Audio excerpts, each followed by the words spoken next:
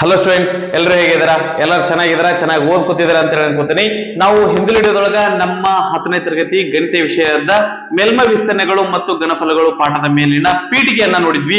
ಈ ಒಂದು ವಿಡಿಯೋದೊಳಗ ಅದೇ ಪಾಠದ 1 ಅಂಕದ ಪ್ರಶ್ನೆಗಳು, ಬಹು ಆಯ್ಕೆ ಪ್ರಶ್ನೆಗಳನ್ನ ನಾವಿಲ್ಲಿ ಡಿಸ್ಕಸ್ ಮಾಡೋಣ. ಓಕೆ, ನಾನು ನಿಮ್ಮ ಗಣಿತ ಟೀಚರ್ ಮೃತ್ಯುಂಜಯ್. ಬನ್ನಿ ಒಂದೊಂದಾಗಿ ಪ್ರಶ್ನೆಗಳನ್ನ ಸ್ಟಾರ್ಟ್ ಮಾಡೋಣ. ಮೊದಲನೇ ಪ್ರಶ್ನೆ ಏನದ ನೋಡ್ರಿ. ಅಂಚಿನ ಉದ್ದ ಎ ಮಾನ ಇರುವ ಒಂದು ಚೌಕಗಣದ ಪೂರ್ಣ ಮೇಲ್ಮೈ ವಿಸ್ತೀರ್ಣ ಕಂಡುಹಿಡಿಯುವ ಸೂತ್ರ. ಓಕೆ, ಸೊ ಒಂದು ಚೌಕಗಣ ಐತಿ ಅಂತಂದ್ರೆ ಚೌಕಗಣಕ್ಕೆ ಎಷ್ಟು ಮುಖಗಳು ಇರ್ತಾವ್ರಿ? 6 ಮುಖಗಳು ಇರ್ತಾವು. ಆ 6 ಮುಖಗಳು ಏನಾಗಿರ್ತಾವ ಅಂತಂದ್ರೆ ಚೌಕಗಳಾಗಿರ್ತಾವು. ಒಂದ್ರ ವಿಸ್ತೀರ್ಣ ಏನಾಗಿರ್ತೈತಿ ಅಂತಂದ್ರೆ a² ಆಗಿರ್ತೈತಿ. ಹಾಗಾದ್ರೆ 6 ಮುಖದ ವಿಸ್ತೀರ್ಣ ಅಂದ್ರೆ ಏನಾಗಿರ್ತೈತಿ ಅಂದ್ರ 6a² ಆಗಿರ್ತೈತಿ. ಆಪ್ಷನ್ ಬಿ ಸರಿಯಾದಂತ ಉತ್ತರ. ನಮ್ಮ ಒಂದು ಪರೀಕ್ಷೆಗೆ ಏನಂತಂದ್ರ ಈ ಒಂದು ಪಾಠದ ಮೇಲೆ 1 ಅಂಕದ 2 ಪ್ರಶ್ನೆಗಳು ಬರ್ತಾವ್ರಿ. ಅವು ಎರಡರೊಳಗೂ ಏನ್ ಇಂಪಾರ್ಟೆಂಟ್ ಅಂತಂದ್ರ ನಮಗ ಡೈರೆಕ್ಟ್ ಆಗಿ ಸೂತ್ರ, ಒಂದು ಪ್ರಶ್ನೆ ಮಾತ್ರ ಒಂದು ಡೈರೆಕ್ಟ್ ಆಗಿ ಏನಂತಂದ್ರೆ ಸೂತ್ರವನ್ನ ಕೇಳಿರ್ತಾರ. ಸರಿನಾ? ನಂತರ ಎರಡನೇ ಪ್ರಶ್ನೆ ಏನದ ನೋಡ್ರಿ. ಅಂಚಿನ ಉದ್ದ ಎ ಮಾನ ಇರುವ ಒಂದು ಚೌಕಗಣದ ಪಾರ್ಶ್ವ ಮೇಲ್ಮೈ ವಿಸ್ತೀರ್ಣ ಕಂಡುಹಿಡಿಯುವ ಸೂತ್ರ. ಪೂರ್ಣ ಮೇಲ್ಮೈ ಅಂದ್ರೆ 6 ಮುಖಗಳು ಇರ್ತಾವ್ರಿ. ಆ ನಂತರ ಪಾರ್ಶ್ವ ಮೇಲ್ಮೈ ಅಂದ್ರೆ 4 ಮುಖಗಳು ಇರ್ತಾವು. ಒಂದು ಚೌಕದ ವಿಸ್ತೀರ್ಣ a² ಅಂದ್ರೆ 4 ಚೌಕದ ವಿಸ್ತೀರ್ಣ ಏನಾಗಿರ್ತೈತಿ ಅಂದ್ರೆ 4a² ಆಗಿರ್ತೈತಿ. ಸರಿನಾ? ರೈಟ್. ನಂತರ ಮೂರನೆಯ ಪ್ರಶ್ನೆ ಏನದ ನೋಡ್ರಿ. ಅಂಚಿನ ಉದ್ದ ಎ ಮಾನ ಇರುವ ಒಂದು ಚೌಕಗಣದ ಘನಫಲ ಕಂಡುಹಿಡಿಯುವ ಸೂತ್ರ. ಒಂದು ಏನದ ಅಂದ್ರೆ ಎ ಅದ, ಉದ್ದ ಏನಾಗಿರ್ತೈತಿ, ಅಗಲ ಎ ಆಗಿರ್ತೈತಿ, ಎತ್ತರನೂ ಎ ಆಗಿರ್ತೈತಿ. ನಾವು 3 ಗುಣಿಸಿದ್ವಿ ಅಂದ್ರ ಎ ಅಂದ್ರೆ a³ ಆಗಿರ್ತೈತಿ. ಹಂಗಂದ್ರೆ a³ ಏನಪ್ಪಾ ಅಂತಂದ್ರೆ ಒಂದು ಚೌಕಗಣದ ಘನಫಲವನ್ನ ಕಂಡುಹಿಡಿಯುವಂತ ಸೂತ್ರ ಆಗಿರ್ತೈತಿ. ಸರಿನಾ? ನಂತರ ನಾಲ್ಕನೆಯ ಪ್ರಶ್ನೆ. ಉದ್ದ ಎಲ್, ಅಗಲ ಬಿ ಮತ್ತು ಎತ್ತರ ಎಚ್ ಆಗಿರುವ ಒಂದು ಆಯತಗಣದ ಪೂರ್ಣ ಮೇಲ್ಮೈ ವಿಸ್ತೀರ್ಣವನ್ನು ಕಂಡುಹಿಡಿಯುವಂತಹ ಸೂತ್ರ. ಒಂದು ಆಯತಗಣ ಐತಂದ್ರೆ ಇದಕ್ಕೂ ಸಹಿತ ಏನಂತಂದ್ರೆ 6 ಮುಖಗಳು ಇರ್ತಾವ್ರಿ. ಈ 6 ಮುಖಗಳೊಳಗ 3 ಜೊತೆ ಮುಖಗಳು ಇರ್ತಾವ. ಓಕೆನಾ? ಸೊ ಅಂದ್ರೆ ಯಾವ ರೀತಿಯಾಗಿರ್ತೈತಿ ಅಂತಂದ್ರೆ ನಮಗ ಮೇಲ್ಗಡೆ ಕೆಳಗಡೆ ಎಡಗಡೆ ಬಲಗಡೆ ಮುಂದೆ ಹಿಂದ ಒಟ್ಟು 6 ಮುಖಗಳು ಇರ್ತಾವು. ಒಂದ್ರದ್ದು ಏನಾಗಿರ್ತೈತಿ ಅಂತಂದ್ರೆ ಇಲ್ಲಿ ಮುಂದ್ರದ್ದು ಏನಾಗಿರ್ತೈತಿ ಅಂದ್ರೆ ಎಲ್ ಬಿ ಆಗಿರ್ತೈತಿ. ಆ ನಂತರ ಬಲಗಡೆ ಇದನ್ನ ನೋಡಿದಂದ್ರೆ ಅದು ಬಿ ಎಚ್ ಆಗಿರ್ತೈತಿ.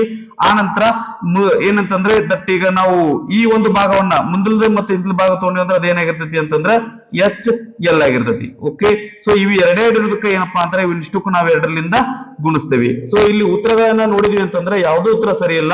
ಆದ್ರ ಆಪ್ಷನ್ ಎ ಏನದರಿ 2 into L B plus B H plus H L whole square ಅದರಿ. ಹೋಲ್ ಸ್ಕ್ವೇರ್ ಬರಬಾರ್ದು. ಇದು ಇಲ್ಲ ಅಂತಂದ್ರೆ ಆಪ್ಷನ್ ಎ ಸರಿಯಾದಂತ ಉತ್ತರ ಆಗಿರ್ತೈತಿ. ಆಪ್ಷನ್ ಸ್ವಲ್ಪ ಇದನ್ನ ಅವರು ತಪ್ಪು ಕೊಟ್ಟಾರೆ. ಓಕೆನಾ? ರೈಟ್. ನಂತರ 5ನೇ ಪ್ರಶ್ನೆ. ಉದ್ದ ಎಲ್, ಅಗಲ ಬಿ ಮತ್ತು ಎತ್ತರ ಎಚ್ ಆಗಿರುವ ಒಂದು ಆಯತಗಣದ ಪಾರ್ಶ್ವ ಮೇಲ್ಮೈ ವಿಸ್ತೀರ್ಣ ಕಂಡುಹಿಡಿಯುವ ಸೂತ್ರ. ಸೊ ಇದ್ರೊಳಗೆ ನಮ್ಗೆ ಏನಪ್ಪಾ ಅಂದ್ರೆ ಎಲ್ ಬಿ ಎಚ್ ಅದಾವ ಅಂತಂದ್ರೆ ಪಾರ್ಶ್ವ ಮೇಲ್ಮೈ ಅಂದ್ರೆ ಏನಾಗಿರ್ತೈತ್ರಿ? ಸುತ್ತಲೂ ಮೇಲೆ ಕೆಳಗಡೆ ಭಾಗಗಳನ್ನ ಬಿಟ್ಟು ಸುತ್ತಲೂ ಇರುವಂತಹ ಭಾಗದ ಸೂತ್ರವನ್ನ ವಿಸ್ತೀರ್ಣವನ್ನ ಕಂಡುಹಿಡಿಯುವಂತಹ ಸೂತ್ರ ಯಾವ್ದಾಗಿರ್ತೈತಿ ಅಂತಂದ್ರೆ ಇಲ್ಲಿ ಇದು 2h into L plus B ಆಗಿರ್ತೈತಿ. ಇಲ್ಲಿ ಎಚ್ ಎಲ್ ಅದ, ಇಲ್ಲಿ ಎಚ್ ಬಿ ಅದ. 2HL 2HB ಒಳಗೆ 2h ಕಾಮನ್ ತೆಗೆದ್ವಿ ಅಂತಂದ್ರೆ ಒಳಗಡೆ ಏನು ಉಳಿತೈತ್ರಿ? ಎಲ್ ಪ್ಲಸ್ ಬಿ ಉಳಿದಿರ್ತೈತಿ. 2h into L plus B ಸರಿಯಾದಂತ ಉತ್ತರ ಆಗೈತಿ. ನಂತರ 6ನೆಯ ಪ್ರಶ್ನೆ ಏನದ ನೋಡ್ರಿ. ಉದ್ದ ಎಲ್, ಅಗಲ ಬಿ ಮತ್ತು ಎತ್ತರ ಎಚ್ ಆಗಿರುವ ಒಂದು ಆಯತಗಣದ ಘನಫಲ ಕಂಡುಹಿಡಿಯುವ ಸೂತ್ರ. ಓಕೆ, ಘನಫಲವನ್ನ ಕಂಡುಹಿಡಿಬೇಕಂದ್ರೆ ನಾವೇನ್ ಮಾಡ್ತೀವಿ? ಉದ್ದ ಅಗಲ ಎತ್ತರ 3ನ್ನು ಗುಣಿಸ್ತೇವಿ. ಹಂಗಂದ್ರೆ 3ರ ಗುಣದ L into B into H ಇದನ್ನ ನಾವು ಮಾಡಿದ್ರೆ ಏನಪ್ಪಾ ಅಂತಂದ್ರೆ ಆಯತಗಣದ ಘನಫಲ ಸಿಕ್ಕಿರ್ತೈತಿ. ಆಪ್ಷನ್ ಬಿ ಸರಿಯಾದಂತ ಉತ್ತರ ಆಗೈತಿ. ನಂತರ 7ನೆಯ ಪ್ರಶ್ನೆ ಏನದ ನೋಡ್ರಿ. ಪಾದದ ತ್ರಿಜ್ಯ ಆರ್ ಮತ್ತು ಎತ್ತರ ಎಚ್ ಆಗಿರುವ ಒಂದು ನೇರ ಸಿಲಿಂಡರ್ನ ವಕ್ರ ಮೇಲ್ಮೈ ವಿಸ್ತೀರ್ಣ. ಓಕೆ, ಸೊ ಇವು ನಮಗೆ ಸ್ವಲ್ಪ ಕನ್ಫ್ಯೂಸ್ ಆಗ್ತಾವ್ರಿ. ವಕ್ರ ಮೇಲ್ಮೈ ವಿಸ್ತೀರ್ಣ ಮತ್ತು ಪೂರ್ಣ ಮೇಲ್ಮೈ ವಿಸ್ತೀರ್ಣ. ಸೊ ವಕ್ರ ಮೇಲ್ಮೈ ವಿಸ್ತೀರ್ಣ ಅಂದ್ರೆ ಇದು ಸುತ್ತಲಿರುವಂತದ್ದು. ಇದನ್ನ ನಾವು ಓಪನ್ ಮಾಡಿದ್ರೆ ಅಂದ್ರೆ ಏನಾಗುತ್ತೆ? ಇದು ಈ ರೀತಿ ಆಗುತ್ತೆ. ಇದು ಕೆಳಗಡೆ ಏನಪ್ಪಾ ಅಂದ್ರೆ ವೃತ್ತದ ಇದು ವೃತ್ತದ ಪರಿಧಿ ಆಗೈತಿ. ಆನಂತರ ಇದೇನಂದ್ರೆ ಎಚ್ ಆಗೈತಿ. ಇವೆರಡು ಗುಣಿಸಿದ್ರೆ ನಮ್ಗೆ ಏನ್ ಬರ್ತೈತಿ ಅಂತಂದ್ರೆ 2πRh. ವಕ್ರ ಮೇಲ್ಮೈ ವಿಸ್ತೀರ್ಣ ಏನಾಗಿರ್ತೈತ್ರಿ? 2πRh. ಆಪ್ಷನ್ ಡಿ ನಮ್ದು ಸರಿಯಾದಂತ ಉತ್ತರ ಆಗೈತಿ. ನಂತರ 8ನೆಯ ಪ್ರಶ್ನೆ ಏನಂದ್ರೆ ನೋಡ್ರಿ. ಪಾದದ ತ್ರಿಜ್ಯ ಆರ್ ಮತ್ತು ಎತ್ತರ ಎಚ್ ಆಗಿರುವ ಒಂದು ನೇರ ಸಿಲಿಂಡರ್ನ ಪೂರ್ಣ ಮೇಲ್ಮೈ ವಿಸ್ತೀರ್ಣ. ವಕ್ರ ಮೇಲ್ಮೈ ವಿಸ್ತೀರ್ಣ ಅಂದ್ರೆ 2πr ಹೆಚ್ಚಾಗಿತ್ತು. ಇದಕ್ಕೆ ನಾವೇನ್ ಮಾಡ್ತೀವ್ರಿ, ವಕ್ರ ಮೇಲ್ಮೈ ವಿಸ್ತೀರ್ಣ ಅಂದ್ರೆ ಮೇಲ್ಗಡೆ ಒಂದು ವೃತ್ತ, ಕೆಳಗಡೆ ಒಂದು ವೃತ್ತ. ಒಂದು ವೃತ್ತದ ವಿಸ್ತೀರ್ಣ πr² ಆಗಿರ್ತೈತಿ. ಎರಡು ವೃತ್ತದ ವಿಸ್ತೀರ್ಣ ಅಂದ್ರೆ 2πr² ಆಗುತ್ತೆ. ಇವೆರಡರೊಳಗೂ 2πr ಕಾಮನ್ ತೆಗಿತೇವ್ರಿ. ಹಂಗಂದ್ರೆ ಇಲ್ಲಿ ಏನು ಉಳಿತೈತಿ ಅಂದ್ರೆ h ಉಳಿತೈತಿ, ಇಲ್ಲಿ r ಉಳಿತೈತಿ, ಅಥವಾ ಇದನ್ನ ನಾವು r+h ಅಂತ ಬರಿತೀವಿ. 2πr × r+h ಸರಿಯಾದಂತ ಉತ್ತರ. ಇದ್ರೊಳಗೆ ಯಾವ್ದು ಸರಿ ಇಲ್ಲ ರೀ. ಇಲ್ಲಿ 2πr ಬಂತು ಅಂತಂದ್ರೆ ನಮ್ಗ ಆಪ್ಷನ್ ಎ ಸರಿಯಾದಂತ ಉತ್ತರ ಆಗಿರ್ತೈತಿ. ಇಲ್ಲಿ r ಏನಂದ್ರೆ ಮಿಸ್ಸಿಂಗ್ ಆಗೈತಿ, ಅದ್ರ ಬಗ್ಗೆ ನಮ್ಗೆ ಲಕ್ಷ್ಯ ಇರ್ಲಿ. ಓಕೆನಾ, ರೈಟ್. ನಂತರ 9ನೇಯ ಪ್ರಶ್ನೆ ಏನದ ನೋಡ್ರಿ. ಪಾದ ತ್ರಿಜ್ಯ r ಮತ್ತು ಎತ್ತರ h ಆಗಿರುವ ಒಂದು ನೇರ ಸಿಲಿಂಡರ್ನ ಘನಫಲ ಕಂಡುಹಿಡಿಯುವ ಸೂತ್ರ ಏನದ್ರಿ? ಘನಫಲವನ್ನ ಕಂಡುಹಿಡಿಬೇಕ್ರಿ. ಘನಫಲ ಕಂಡುಹಿಡಿಬೇಕಂತಂದ್ರೆ ನಮ್ಗೆ ನೆನಪಿರ್ಲಿ, ಪಾದದ ವಿಸ್ತೀರ್ಣ πr² × h ಮಾಡಿದ್ವಿ ಅಂದ್ರೆ ನಮ್ಗೆ ಉತ್ತರ ಸಿಗ್ತೈತಿ. ಸೊ πr² h ನಮ್ಮ ಸರಿಯಾದಂತ ಉತ್ತರ. ಆಪ್ಷನ್ ಸಿ ಇದು ಏನಂತಂದ್ರ ಸಿಲಿಂಡರ್ನ ಘನಫಲ ಕಂಡುಹಿಡಿಯುವಂತ ಸೂತ್ರ ಆಗೈತಿ. ಸರಿನಾ? ನಂತರ 10ನೇಯ ಪ್ರಶ್ನೆ ಏನದ ನೋಡ್ರಿ. ಪಾದದ ತ್ರಿಜ್ಯ r ಮತ್ತು ಓರೆ ಎತ್ತರ r ಆಗಿರುವ ಒಂದು ಶಂಕುವಿನ ವಕ್ರ ಮೇಲ್ಮೈ ವಿಸ್ತೀರ್ಣ, ಶಂಕುವಿನ ವಕ್ರ ಮೇಲ್ಮೈ ವಿಸ್ತೀರ್ಣವನ್ನ ಕಂಡುಹಿಡಿಯುವಂತಹ ಸೂತ್ರವನ್ನ ನಾವು ಬರೀಬೇಕಂದ್ರೆ ಏನ್ ಬಿಡ್ತೀವ್ರಿ? ತ್ರಿಜ್ಯ r ಆಗಿರ್ಲಿ, ಎತ್ತರ h, ಇದು ಎಲ್, ವಕ್ರ ಏನ್ರಿ ಸಾರಿ ನೇರ ಎತ್ತರ h, ಆನಂತರ ಓರೆ ಎತ್ತರ ಎಲ್ ಆಗಿತ್ತು ಅಂತಂದ್ರ ಇದ್ರ ವಿಸ್ತೀರ್ಣ ಸೂತ್ರ ಏನಾಗಿರ್ತೈತ್ರಿ? ವಕ್ರ ಮೇಲ್ಮೈ ವಿಸ್ತೀರ್ಣ ಸೂತ್ರ πrl ಆಗಿರ್ತೈತಿ. ಓಕೆನಾ? ನಂತರ 11ನೇ ಪ್ರಶ್ನೆ. ಪಾದದ ತ್ರಿಜ್ಯ r ಮತ್ತು ಓರೆ ಎತ್ತರ ಎಲ್ ಆಗಿರುವ ಒಂದು ಶಂಕುವಿನ ಪೂರ್ಣ ಮೇಲ್ಮೈ ವಿಸ್ತೀರ್ಣ, ಇದು πrl ಆಗಿತ್ತು ಅಂತಂದ್ರ ನಾವ್ ಇದಕ್ಕ πr² ಸೇರಿಸ್ತೀವಿ. πr ಹೊರತಾ ಇದ್ವಿ ಅಂದ್ರೆ ಏನ್ ಉಳಿತೈತ್ರಿ? πr × r+l ಆಗುತ್ತೆ. ಆಪ್ಷನ್ ಬಿ ನಮ್ದು ಸರಿಯಾದಂತ ಉತ್ತರ ಆಗಿರ್ತೈತಿ. ಓಕೆ, ಸೊ ಇದ್ರೊಳಗೆ ನಮ್ಗೆ ಏನಪ್ಪಾ ಅಂತಂದ್ರ ಒಂದು ಸೂತ್ರದ ಮೇಲೆ ನೇರವಾದಂತ ಪ್ರಶ್ನೆ ಗ್ಯಾರಂಟಿ ಇದ್ದೇ ಇರ್ತೈತ್ರಿ. ಇದನ್ನ ನಾವು ಹಿಂದಿನ ಪ್ರಶ್ನೆ ಪತ್ರಿಕೆಗಳನ್ನ ನಾವು ನೋಡ್ಕೊತ ಹೋದ್ವಿ ಅಂತಂದ್ರ ಒಂದು ಪ್ರಶ್ನೆ ಅಬ್ಜೆಕ್ಟಿವ್ ಟೈಪ್ ಏನ್ರಿ ದಟ್ MCQs ಒಳಗೆ ಏನಂತಂದ್ರೆ ಈ ರೀತಿಯಾದಂತ ಒಂದು ಸೂತ್ರವನ್ನ ಕಂಡುಹಿಡಿಯುವ ಸೂತ್ರವನ್ನ ಬರೀರಿ, ಯಾವ ಒಂದು ಸೂತ್ರ ಅಂತಂದ ಹೇಳಿ ನಮಗ ಪ್ರಶ್ನೆ ಗ್ಯಾರಂಟಿ ಕೇಳಿರ್ತಾರ. ಅದ್ರ ಬಗ್ಗೆ ಸೂತ್ರ ಬಗ್ಗೆ ಯಾವತ್ತೂ ನೀವು ನೆಗ್ಲೆಕ್ಟ್ ಮಾಡ್ಲಿಕ್ಕೆ ಹೋಗ್ಬಿಡ್ರಿ. ಪ್ರತಿ ಸೂತ್ರನ ಚೆನ್ನಾಗಿ ಬಯಟ್ ಹಾಕ್ರಿ. ಸರಿನಾ? ನಂತರ 12ನೇ ಪ್ರಶ್ನೆ ಏನದ ನೋಡ್ರಿ. ಪಾದ ತ್ರಿಜ್ಯ r, ಓರೆ ಎತ್ತರ l ಮತ್ತು ಲಂಬ ಎತ್ತರ h ಆಗಿರುವ ಒಂದು ಶಂಕುವಿನ ಘನಫಲ ಕಂಡುಹಿಡಿಯುವ ಸೂತ್ರ. ಓಕೆ, ಸೊ ಇದ್ರ ಘನಫಲ ಏನಾಗಿರ್ತೈತಿ ಅಂತಂದ್ರ, ಶಂಕುವಿನ ಘನಫಲ ಏನಾಗಿರ್ತೈತಿ ಅಂತಂದ್ರ ಒಂದು ಸಿಲಿಂಡರ್ನ ಘನಫಲದ 1/3 ಆಗಿರ್ತೈತಿ. ಸಿಲಿಂಡರ್ನ ಘನಫಲ ಅಂತಂದ್ರೆ πr²h, ಇದರ ಘನಫಲ ಏನಾಗಿರ್ತೈತಿ ಅಂದ್ರ 1/3 πr²h ಆಗಿರ್ತೈತಿ. ಸರಿನಾ? ನಂತರ 13ನೇ ಪ್ರಶ್ನೆ ಏನದ ನೋಡ್ರಿ. ತ್ರಿಜ್ಯ r ಮಾನ ಹೊಂದಿರುವ ಒಂದು ಗೋಳದ ಮೇಲ್ಮೈ ವಿಸ್ತೀರ್ಣವನ್ನು ಕಂಡುಹಿಡಿಯುವ ಸೂತ್ರ. ಸೊ ಈಗ ಇದು ಏನಾಗಿರ್ತೈತಿ ಅಂದ್ರೆ ಒಂದು ಗೋಳ ಐತಿ ಅಂತಂದ್ರೆ ಇದರ ಮೇಲ್ಮೈ ವಿಸ್ತೀರ್ಣವನ್ನ ಏನಾಗಿರ್ತೈತಿ ಅಂತಂದ್ರೆ ಒಂದು ವೃತ್ತದ ವಿಸ್ತೀರ್ಣದ 4 ಪಟ್ಟು ಇರ್ತೈತಿ. ವೃತ್ತದ ವಿಸ್ತೀರ್ಣ πr², ಇದ್ರ 4 ಪಟ್ಟು ಅಂದ್ರೆ ಏನಾಗಿರ್ತೈತಿ ಅಂದ್ರೆ 4πr² ಆಗಿರ್ತೈತಿ. ಸರಿನಾ? ನಂತರ 14ನೇ ಪ್ರಶ್ನೆ. r ಮಾನ ತ್ರಿಜ್ಯವನ್ನು ಹೊಂದಿರುವ ಗೋಳದ ಘನಫಲ, ಒಂದು ಗೋಳದ ಘನಫಲ ಏನಾಗಿರ್ತೈತಿ ಅಂತಂದ್ರ 4/3 πr³ ಆಗಿರ್ತೈತಿ. ಸೊ ಇಲ್ಲಿ ಆಪ್ಷನ್ಸ್ ಅನ್ನ ನೋಡಿದ್ರೆ ಆಪ್ಷನ್ ಸಿ ಸರಿಯಾದಂತ ಉತ್ತರ.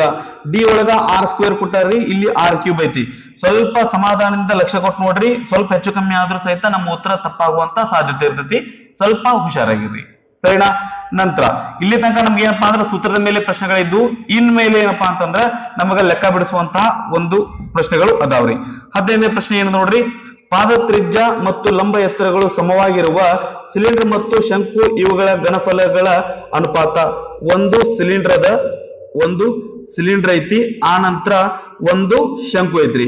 ಇವೆರಡರೊಳಗೂ ಏನು ಒಂದು ಕಾಮನ್ ಐತಿ, ಏನು ಒಂದು ಸೇಮ್ ಐತಿ ಅಂತಂದ್ರ ಇದ್ರ ಎತ್ತರ h ಐತಿ, ಆ ನಂತರ ಇದರ ನೇರ ಎತ್ತರ ಏನೈತಿ ಅಂತಂದ್ರ h ಐತಿ. ಇದ್ರದ್ದು ಏನಪ್ಪಾ ಅಂದ್ರೆ ಪಾದದ ತ್ರಿಜ್ಯ r ಐತಿ, ಇದ್ರದ್ದು ಪಾದದ ತ್ರಿಜ್ಯ r ಐತಿ. ಹಾಗಾದ್ರೆ ಇವುಗಳ ಘನಫಲವನ್ನ ನೋಡಿದ್ವಿ ಅಂತಂದ್ರೆ ಸಿಲಿಂಡರ್ನ ಘನಫಲ ನಾವು ಇದು ಶಂಕುವಿನ ಘನಫಲ ತಗೋತೀನಿ. ಶಂಕುವಿನ ಘನಫಲ ಏನಾಗಿರ್ತೈತಿ ಅಂದ್ರೆ ಶಂಕುವಿನ ಘನಫಲ ಈಸ್ ಈಕ್ವಲ್ ಟು ಏನಾಗಿರ್ತೈತಿ ಅಂದ್ರೆ 1/3 ಇಂಟು ಸಿಲಿಂಡರಿನ ಘನಫಲಕ್ಕೆ ಸಮ ಆಗಿರ್ತೈತಿ. ಓಕೆ, ಸಿಲಿಂಡರಿನ ಘನಫಲ ಇದು ನಮಗ ಚೆನ್ನಾಗಿ ನೆನಪಿರ್ಲಿ. ಓಕೆ, ಸಿಲಿಂಡರ್ನ ಘನಫಲ ಓಕೆ. ಸೊ ಸಿಲಿಂಡರ್ ಘನಫಲ ಈ ಕಡೆ ಬರಲಿ ಅಥವಾ ಶಂಕುವಿನ ಘನಫಲ ಈ ಕಡೆ ಬರಲಿ, ಏನಾಗುತ್ತೆ ಅಂತಂದ್ರೆ ಇದು 3 ಈ ಕಡೆ ಹೋಗುತ್ತೆ, ಅಂದ್ರೆ ಇದೇನಾಗತ್ರಿ 3 ಈಸ್ ಈಕ್ವಲ್ ಟು ಸಿಲಿಂಡರ್ನ ಘನಫಲ ಬಾಗ್ಲೆ ಶಂಕುವಿನ ಘನಫಲ ಆಗುತ್ತೆ. ಸರಿನಾ? ಅಂದ್ರೆ ಇದಕ್ಕೆ ನಾವ್ ಇಲ್ಲಿ ಏನು ಇಲ್ಲ ಅಂದ್ರೆ 1 ಇರ್ತೈತಿ. ಅಂದ್ರೆ ನಾವ್ ಇದನ್ನ ಅನುಪಾತದೊಳಗೆ ಬರೆಯೋದಂದ್ರೆ ಯಾವ ರೀತಿ ಬರೀಬಹುದು ಅಂದ್ರೆ 3:1 ಈಸ್ ಈಕ್ವಲ್ ಟು ಸಿಲಿಂಡರಿನ ಘನಫಲ ಅನುಪಾತ ಶಂಕುವಿನ ಘನಫಲ ಅಂತ ಬರಿಬಹುದು. ಸರಿನಾ? ಶಂಕುವಿನ ಘನಫಲ.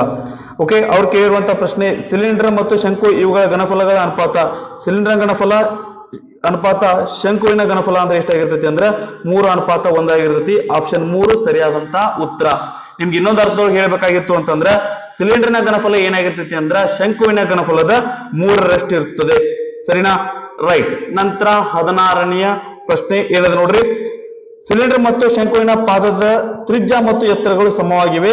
ಸಿಲಿಂಡರ್ನ ಘನಫಲ 60 ಸೆಂಟಿಮೀಟರ್ ಕ್ಯೂಬ್ ಇದ್ದರೆ ಶಂಕುವಿನ ಘನಫಲ, ನಿಮ್ಗೆ ನಾನು ಆಗ್ಲೇ ಹೇಳಿದ್ದೆ ಏನಪ್ಪಾ ಅಂದ್ರೆ ಶಂಕುವಿನ ಘನಫಲ ಇಸ್ ಈಕ್ವಲ್ ಟು 1/3 ಸಿಲಿಂಡರಿನ ಘನಫಲ ಆಗಿರ್ತೈತಿ. ಶಂಕುವಿನ ಘನಫಲ ಕೇಳಾಕತ್ತಾರ.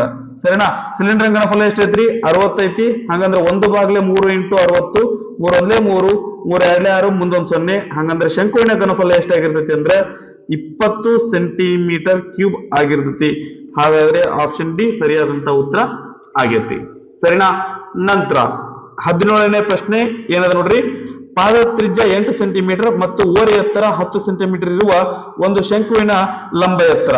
ಮೊದ್ಲು ಏನ್ ಮಾಡೋಣ ಅಂತಂದ್ರೆ ಒಂದು ಶಂಕುವನ್ನ ನಾವು ಸರಿಯಾಗಿ ತಕೊಳ್ಳೋಣಂತ. ಸರಿನಾ? ಇದಕ್ಕೆ ಏನೇನ್ ಕೊಟ್ಟಾರಿ ಅವರು, ಪಾದದ ತ್ರಿಜ್ಯ 8 ಸೆಂಟಿಮೀಟರ್ ಅಂತ ಕೊಟ್ರ. ಸರಿ, ಇದೆಷ್ಟಾದ್ರಿ 8 ಸೆಂಟಿಮೀಟರ್ ಐತಿ. ಯಾವುದು? ಪಾದದ ತ್ರಿಜ್ಯ 8 ಸೆಂಟಿಮೀಟರ್ ಐತಿ. ಆ ನಂತರ ಓರೆ ಎತ್ತರ 10 ಸೆಂಟಿಮೀಟರ್ ಐತಿ. ಹಾಗಾದ್ರೆ ಶಂಕುವಿನ ಲಂಬ ಎತ್ತರ ಇದು ಎಷ್ಟಾಗಿರ್ತತಿ ಅಂತ ಕೇಳಾಕತ್ತಾರ. ಓಕೆನಾ? ಸರಿ, ನಮ್ಗೆ ಗೊತ್ತೈತಿ ಏನಪ್ಪಾ ಅಂತಂದ್ರೆ ಏನ್ರಿ ಇದು L² ಈಸ್ ಈಕ್ವಲ್ ಟು ಓರೆ ಎತ್ತರ is equal to R² plus H² ಅಂತ ಬರಿತೀವಿ. ನಮ್ಗೆ ಇಲ್ಲಿ H² ಬೇಕು, ಹಂಗಂದ್ರೆ R² ಈ ಕಡೆ ಕಳ್ಸೋಣ. ಏನಾಗತ್ರಿ H² equal to L² minus R² ಆಗಿರ್ತತಿ. ಒಪ್ಕೋತೀರಾ? ಸರಿ, ಓರೆ ಎತ್ತರ ಎಷ್ಟೈತ್ರಿ 10 ಅದ, 10² ಮೈನಸ್ ತ್ರಿಜ್ಯ ಎಷ್ಟೈತ್ರಿ 8 ಅದ, 8ರ ವರ್ಗ. 10ರ ವರ್ಗ ಅಂದ್ರೆ ಎಷ್ಟ್ರಿ 100 ಮೈನಸ್ 8ರ ವರ್ಗ ಅಂದ್ರೆ 64. H² ಈಸ್ ಈಕ್ವಲ್ ಟು 100 ಒಳಗೆ 64 ಹೋದ್ರೆ ಎಷ್ಟು ಬರ್ತರಿ 36 ಬರ್ತತಿ. H ಅಂದ್ರೆ 36ರ ವರ್ಗಮೂಲ. 36ರ ವರ್ಗಮೂಲ ಎಷ್ಟಿರ್ತೈತ್ರಿ 6 ಬರ್ತತಿ. ಹಾಗಾದ್ರೆ ನೇರ ಎತ್ತರ ಎಷ್ಟಾಗಿರ್ತೈತಿ ಅಂದ್ರೆ 6 ಸೆಂಟಿಮೀಟರ್ ಆಗಿರ್ತೈತಿ. ಸೊ ಇಲ್ಲಿ ನಾವು ಆಪ್ಷನ್ಸ್ ಅನ್ನ ನೋಡಿದ್ರೆ ಆಪ್ಷನ್ ಬಿ ಸರಿಯಾದಂತ ಉತ್ತರ ಆಗೈತಿ. ಓಕೆನಾ? ರೈಟ್. ನಂತರ 18ನೆಯ ಪ್ರಶ್ನೆ ಏನ್ ಕೊಟ್ರ ನೋಡ್ರಿ, ಅಂಚಿನ ಉದ್ದ 6 ಸೆಂಟಿಮೀಟರ್ ಇರುವ ಒಂದು ಘನದ ಘನಫಲ. ಓಕೆ. ಸೊ ಘನದ ಘನಫಲ ಅಥವಾ ಇದು ಒಂದು ಅಂಚು ಕೊಟ್ಟಾರ ಅಂತಂದ್ರೆ ಅದು ಏನಾಗಿರ್ತೈತಿ ಅಂದ್ರೆ ಚೌಕಘನ ಆಗಿರ್ತೈತಿ. ಚೌಕಘನದ ಘನಫಲ ಇಸ್ ಈಕ್ವಲ್ ಟು ಏನಾಗಿರ್ತೈತಿ ಅಂದ್ರೆ A³ ಆಗಿರ್ತೈತಿ. ಎ ಅಂದ್ರೆ ಎಷ್ಟದ್ರಿ 6 ಅದ, 6 ಕ್ಯೂಬ್ ಅಂತಂದ್ರೆ ಎಷ್ಟು ಬರ್ತ್ರಿ 6 36, 36 216 ಸೆಂಟಿಮೀಟರ್ ಕ್ಯೂಬ್ ಆಗಿರ್ತೈತಿ. ಓಕೆನಾ? ಆಪ್ಷನ್ಸ್ ಅನ್ನ ನೋಡಿದ್ರೆ ಆಪ್ಷನ್ ಸಿ ಸರಿಯಾದಂತ ಉತ್ತರ ಆಗೈತಿ. ಓಕೆ. ನಂತರ 19ನೆಯ ಪ್ರಶ್ನೆ ಏನದ ನೋಡ್ರಿ, ಉದ್ದ ಅಗಲ ಮತ್ತು ಎತ್ತರಗಳು ಕ್ರಮವಾಗಿ 2 ಸೆಂಟಿಮೀಟರ್ 3 ಸೆಂಟಿಮೀಟರ್ ಮತ್ತು 5 ಸೆಂಟಿಮೀಟರ್ ಇರುವ ಆಯತಗಣದ ಘನಫಲ. ಆಯತಗಣದ ಘನಫಲ ಇಸ್ ಈಕ್ವಲ್ ಟು ಸೂತ್ರ ಏನಾಗಿರ್ತೈತ್ರಿ ಉದ್ದ ಇಂಟು ಅಗಲ ಇಂಟು ಎತ್ತರ ಅಥವಾ L into B into H ಆಗಿರ್ತೈತಿ. ಸರಿನಾ? L ಅಂದ್ರೆ ಎಷ್ಟದ್ರಿ 2 ಅದ, ಅಗಲ 3 ಅದ, ಎತ್ತರ ಎಷ್ಟೈತ್ರಿ 5 ಐತಿ. 5 3 15, 15 30 ಸೆಂಟಿಮೀಟರ್ ಕ್ಯೂಬ್. ಆಪ್ಷನ್ ಡಿ ನಮ್ದು ಸರಿಯಾದಂತ ಉತ್ತರ ಆಗೈತಿ. ನಮ್ಗೆ ಇಲ್ಲಿ ನಾವು ಬೆಲೆಗಳನ್ನ ಏನ್ ಬರ್ತೀವಿ ಅಷ್ಟೇ ಬೆಲೆ ಅಷ್ಟೇ ಇದು ಏನಪ್ಪಾ ಅಂತಂದ್ರೆ ಈ ಅಳತೆಮಾನಗಳು ಏನ್ ಬರ್ತೀವಿ ಅದಕ್ಕೂ ಸಹಿತ ಇಂಪಾರ್ಟೆನ್ಸ್ ಇರ್ತೈತಿ. ಅದ್ರ ಬಗ್ಗೆನೂ ನಮ್ಗ ಲಕ್ಷ್ಯ ಇರಲಿ. ಓಕೆ. ನಂತರ 20ನೇ ಪ್ರಶ್ನೆ ಏನಂದ್ರೆ ನೋಡ್ರಿ, ಒಂದು ಸಿಲಿಂಡರ್ನ ವಕ್ರ ಮೇಲ್ಮೈ ವಿಸ್ತೀರ್ಣ 100 ಸೆಂಟಿಮೀಟರ್ ಕ್ಯೂಬ್ ಇದ್ದು ಅದರ ಎತ್ತರ 10 ಸೆಂಟಿಮೀಟರ್ ಇದ್ದರೆ ಅದರ ಪಾದದ ಸುತ್ತಳತೆಯನ್ನ ಕಂಡುಹಿಡ್ರಿ ಅಂತ ಹೇಳಕತ್ತಾರ. ಇದು ಪ್ರಶ್ನೆ ಸ್ವಲ್ಪ ಬಹಳ ಇಂಪಾರ್ಟೆಂಟ್ ಐತ್ರಿ. ಇದನ್ನ ನಮಗೆ ಏನಪ್ಪಾ ಅಂತಂದ್ರೆ ಇದನ್ನ ನಮ್ಮ ಮಾಡೆಲ್ ಕ್ವಶನ್ ಪೇಪರ್ ಒಳಗೂ ಸಹಿತ ಈ ಪ್ರಶ್ನೆಯನ್ನ ಕೇಳಿದಾರೆ. ಸರಿನಾ? ಏನದ್ರಿ ವಕ್ರ ಮೇಲ್ಮೈ ವಿಸ್ತೀರ್ಣ, ಸಿಲಿಂಡರಿನ ವಕ್ರ ಮೇಲ್ಮೈ ವಿಸ್ತೀರ್ಣ ಇಸ್ ಈಕ್ವಲ್ ಟು ಏನ್ರಿ 100 ಸೆಂಟಿಮೀಟರ್ ಕ್ಯೂಬ್ ಅಂತ ಸೆಂಟಿಮೀಟರ್ ಸ್ಕ್ವೇರ್ ಅಂತ ಅವರು ಕೊಟ್ಟಾರ್ರಿ. ಸರಿನಾ? ಸಿಲಿಂಡರ್ ವಕ್ರ ಮೇಲ್ಮೈ ವಿಸ್ತೀರ್ಣ ಅಂದ್ರೆ ಏನಾಗಿರ್ತೈತ್ರಿ 2πr h ಆಗಿರ್ತೈತಿ ಇಸ್ ಈಕ್ವಲ್ ಟು 100. ಓಕೆ, ಅವ್ರೇನ್ ಕೊಟ್ಟಾರ, ಅದರ ಎತ್ತರ 10 ಕೊಟ್ಟಾರ್ರಿ, ಸರಿನಾ? ಹಾಗಾದ್ರೆ ನಾವ್ ಇದನ್ನ ಏನ್ ಬರೆಯೋಣ ಅಂತಂದ್ರೆ 2πr ಗುಂಡ್ಲೆ 10 ಇಸ್ ಈಕ್ವಲ್ ಟು 100. ಈಗ ಇದ್ರ ಏನ್ ಕೇಳ್ಯಾರಿ ಅವರು, ಪಾದದ ಸುತ್ತಳತೆಯನ್ನ ಕಂಡಿಡ್ರಿ ಅಂದಾರ. ಇದನ್ನ ಸುತ್ತಳತೆ ಕಂಡಿಡ್ಬೇಕಂದ್ರೆ ಸೂತ್ರ ಏನ್ರಿ, 2πr. ಓಕೆ, ಸೊ ದಟ್ ಇದೇನ್ರಿ, ವೃತ್ತದ ಸುತ್ತಳತೆ ಇಸ್ ಈಕ್ವಲ್ ಟು, ವೃತ್ತದ ಸುತ್ತಳತೆ ಇಸ್ ಈಕ್ವಲ್ ಟು ಸೂತ್ರ ಏನ್ರಿ, 2πr. ಹೌದಾ? ಈಗ ನಮ್ಗೆ ಆರ್ ಗೊತ್ತಿಲ್ಲ, ಇದರಿಂದ ಆರ್ ಕಂಡಿಡ್ಕೊಂಡು ನಾವು ವೃತ್ತದ ಸುತ್ತಳತೆಯನ್ನ ಕಂಡುಹಿಡಿಯಬಹುದು. ಅಥವಾ ಆಲ್ರೆಡಿ ನಮ್ಗೆ 2πr ಇಲ್ಲ ಐತ್ರಿ, ನಾವು 10 ಈ ಕಡೆ ಕಳಿಸ್ಬಿಟ್ಟಿವಿ ಅಂದ್ರೆ ನಮ್ಗೆ ಏನಪ್ಪಾ ಅಂದ್ರೆ ವೃತ್ತದ ಸುತ್ತಳತೆ ಸಿಗ್ತೈತಿ, ಸರಿನಾ? ಸೊ ನಾವು ಆರ್ ಕಂಡುಹಿಡಿಯೋದ್ ಬೇಡ, ನಾವೇನ್ ಮಾಡೋಣ ಅಂತಂದ್ರೆ ಇದನ್ನ ಡೈರೆಕ್ಟ್ ಆಗಿ ಇದನ್ನ ಕಂಡುಹಿಡಿದ್ಬಿಡಂತ್ರಿ. 2πr ಬೆಲೆನ ಕಂಡುಹಿಡಿಯೋಣ, ಅದೇನಾಗಿರ್ತೈತಿ ಅಂದ್ರೆ ವೃತ್ತದ ಸುತ್ತಳತೆ ಆಗಿರ್ತೈತಿ. 0ಗೆ 0 ಹೋಯ್ತು, 2πr ಈಕ್ವಲ್ ಟು 10 ಹಂಗಂದ್ರೆ ವೃತ್ತದ ಸುತ್ತಳತೆ ಈಸ್ ಈಕ್ವಲ್ ಟು ಏನಾಗಿರ್ತೈತಿ ಅಂದ್ರ 10 ಸೆಂಟಿಮೀಟರ್ ಆಗಿರ್ತೈತಿ. ಆಪ್ಷನ್ ಬಿ ಸರಿಯಾದಂತ ಉತ್ತರ ಆಗೈತಿ, ಸರಿನಾ? ನಂತರ 21ನೇ ಪ್ರಶ್ನೆ ಏನ ನೋಡ್ರಿ, ಉದ್ದ 5 ಮೀಟರ್, ಅಗಲ 6 ಮೀಟರ್ ಮತ್ತು ಎತ್ತರ 2 ಮೀಟರ್ ಇರುವ ಒಂದು ನೀರಿನ ಟ್ಯಾಂಕ್ ಅನ್ನು ಪೂರ್ಣವಾಗಿ ತುಂಬಿಸಲು ಬೇಕಾದ ನೀರಿನ ಪ್ರಮಾಣ. ಒಂದು ಟ್ಯಾಂಕ್ ಒಳಗೆ ನಾವು ನೀರು ತುಂಬಿಸ್ಬೇಕಂದ್ರೆ ಆ ಒಂದು ಟ್ಯಾಂಕಿನ ಘನಫಲ ಬೇಕು.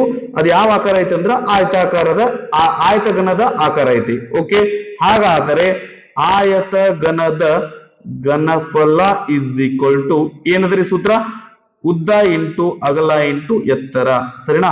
ಉದ್ದ ಎಷ್ಟೈತ್ರಿ, 5 ಅದ, ಅಗಲ ಎಷ್ಟೈತ್ರಿ, 6 ಅದ, ಎತ್ತರ ಎಷ್ಟೈತ್ರಿ, 2 ಅದ. 5 30, 32 60 ಮೀಟರ್ ಕ್ಯೂಬ್ ಅದರ ಘನಫಲ ಆಗಿರ್ತೈತಿ. ಹಾಗಾದ್ರೆ ನೀರಿನ ಪ್ರಮಾಣವನ್ನ ನಾವು ಕಂಡುಹಿಡಿಬೇಕು ಅಂತಂದ್ರೆ ನಾವೇನ್ ಮಾಡ್ತೀವಿ ಅಂದ್ರೆ ಇದಕ್ಕ ನಾವು 1000ಲಿಂದ ಗುಣಿಸ್ತೀವಿ. ಯಾಕಂತಂದ್ರ 1 ಮೀಟರ್ ಕ್ಯೂಬ್ ಅಂತಂದ್ರೆ 1000 ಲೀಟರ್, 60 ಮೀಟರ್ ಕ್ಯೂಬ್ ಅಂತಂದ್ರೆ ಏನಾಗಿರ್ತೈತಿ ಅಂದ್ರ 60,000 ಲೀಟರ್ ಆಗಿರ್ತೈತಿ, ಸರಿನಾ? 1 ಮೀಟರ್ ಕ್ಯೂಬ್ ಅಂದ್ರೆ 1000 ಲೀಟರ್ ರೀ, 60 ಮೀಟರ್ ಕ್ಯೂಬ್ ಅಂತಂದ್ರೆ 60,000 ಲೀಟರ್ ಆಗಿರ್ತೈತಿ. ಆಪ್ಷನ್ ಡಿ ನಮ್ದು ಸರಿಯಾದಂತ ಉತ್ತರ ಆಗೈತಿ. Okay, right.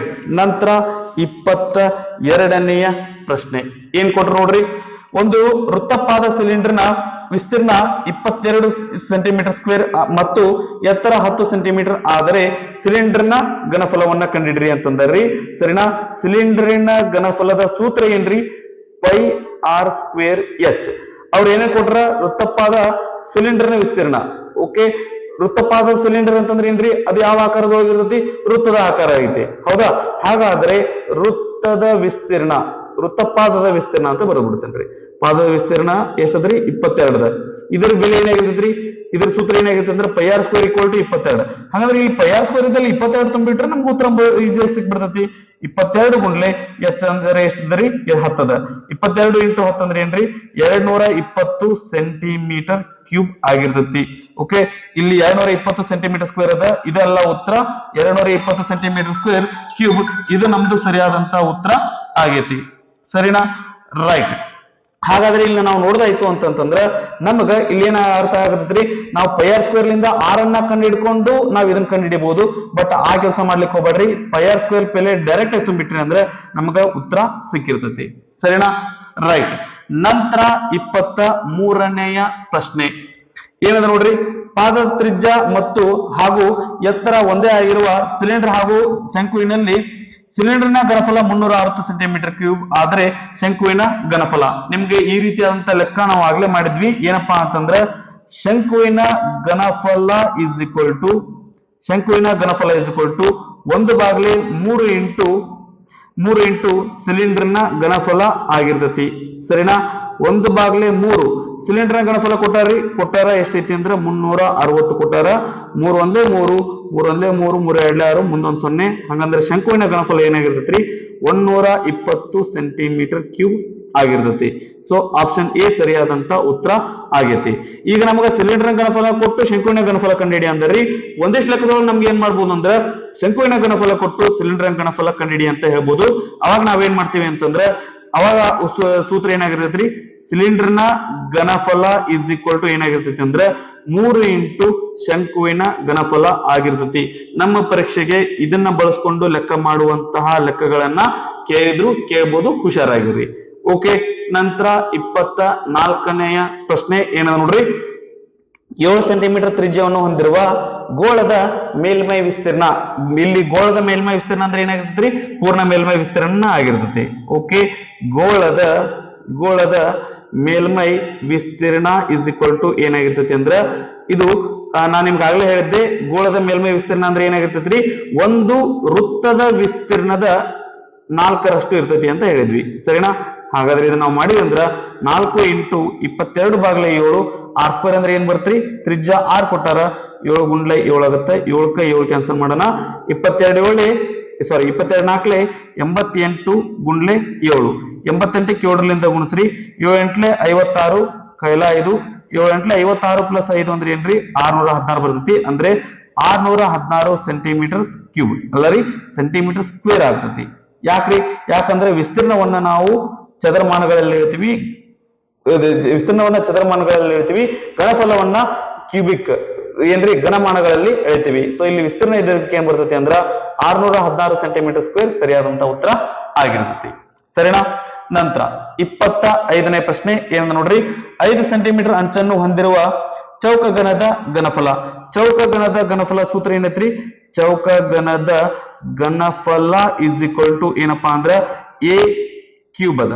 ಓಕೆ, ಎ ಅಂದ್ರೆ ಎಷ್ಟೈತ್ರಿ, 5 ಐತಿ, 5 ಕ್ಯೂಬ್. 5 ಕ್ಯೂಬ್ ಅಂದ್ರೆ ಅರ್ಥ ಏನ್ರಿ, 5 × 5 × 5, 5 25, 25 125 ಸೆಂಟಿಮೀಟರ್ ಕ್ಯೂಬ್ ಆಗಿರ್ತತಿ. ಸರಿನಾ? ಆಪ್ಷನ್ ಡಿ ಸರಿಯಾದಂತ ಉತ್ತರ.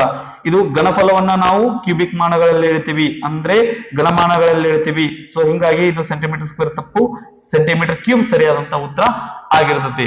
ಸ್ವಲ್ಪ ಇದ್ರ ಬಗ್ಗೆ ನಮ್ಗೆ ಏನಪ್ಪಾ ಅಂತಂದ್ರ ಲಕ್ಷ್ಯ ಇರ್ಲಿ, ಅಳತೆಮಾನಗಳು ಸಹಿತ ನಮಗ ಬಹಳ ಇಂಪಾರ್ಟೆಂಟ್ ಆಗಿರ್ತಾವ. ಸರಿನಾ? ರೈಟ್. ಸೊ ಇದಿಷ್ಟು ನಾನು ನಿಮ್ಗೆ ಎಕ್ಸ್ಪ್ಲೇನ್ ಮಾಡಿದ್ದು ಚೆನ್ನಾಗಿ ಅರ್ಥ ಆಗೈತೆ ಅಂತ ಅಂದ್ರೆ ಅನ್ಕೋತೀನಿ. ಇದು ನಮ್ಮ ಒಂದು ಏನ್ರಿ ಮೇಲ್ಮೈ ವಿಸ್ತೀರ್ಣಗಳು ಮತ್ತು ಘನಫಲಗಳು ಪಾಠದ ಮೇಲಿನ ಬಹು ಆಯ್ಕೆ ಪ್ರಶ್ನೆಗಳಾಗಿದ್ದು, ಮುಂದಿನ ವಿಡಿಯೋದೊಳಗ 1 ಅಂಕದ ಪ್ರಶ್ನೆಗಳನ್ನ ನಾವು ಡಿಸ್ಕಸ್ ಮಾಡೋಣ ಅಂತ. ಓಕೆ, ಸೊ ಚೆನ್ನಾಗಿ ಓದ್ಕೊಡ್ರಿ, ಚೆನ್ನಾಗಿ ಪ್ರಾಕ್ಟೀಸ್ ಮಾಡ್ರಿ. ಆ ನಂತರ ದೇವ್ರು ಎಲ್ಲರಿಗೂ ಒಳ್ಳೇದ್ ಮಾಡ್ಲಿ ಅಂತ ಆಶಿಸ್ತಾ ಈ ಒಂದು ವಿಡಿಯೋನ ನಾನು ಇಲ್ಲಿಗೆ ಮುಗಿಸ್ತಾ ಇದ್ದೀನಿ.